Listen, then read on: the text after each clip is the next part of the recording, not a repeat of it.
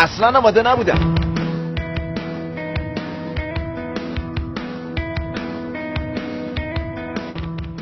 من خیلی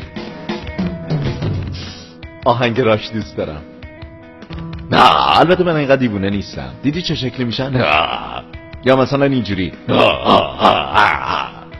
خیلی باله نه؟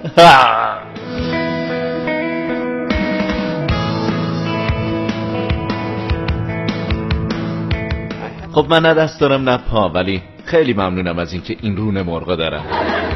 مردم خیلی وحشت میکنن وقتی منو واسه اولین بار میبینن. خیلی جالبه. یک دفعه سوار تخت اسکیت بودم، خودم تنهایی رفته بودم. مردم پایین سراشیبی منتظر دوستانشون بودن تا اینکه یک دفعه منو دیدن اینطوری شدن. منم اذیتشون کردم، یه نگاهی به خودم کردم و گفتم چه اتفاقی افتاده؟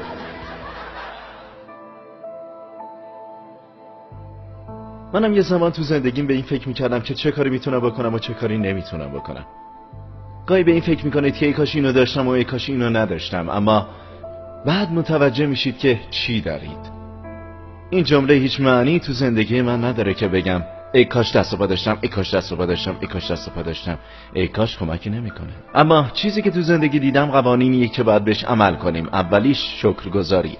خیلی سخته بتونی همیشه ممنون باشی. میدونید من وقتی 8 ساله بودم پیش خودم فکر میکردم که من هیچ وقت نمیتونم ازدواج کنم، من هیچ وقت نمیتونم کار پیدا کنم و زندگیم هیچ معنی نداره. چه شوهریم وقتی نتونم دست همسرمو بگیرم؟ این یه دروغه که تو فکر میکنی واسه هیچی خوب نیستی. این یه دروغه که تو فکر میکنی هیچ ارزشی نداری.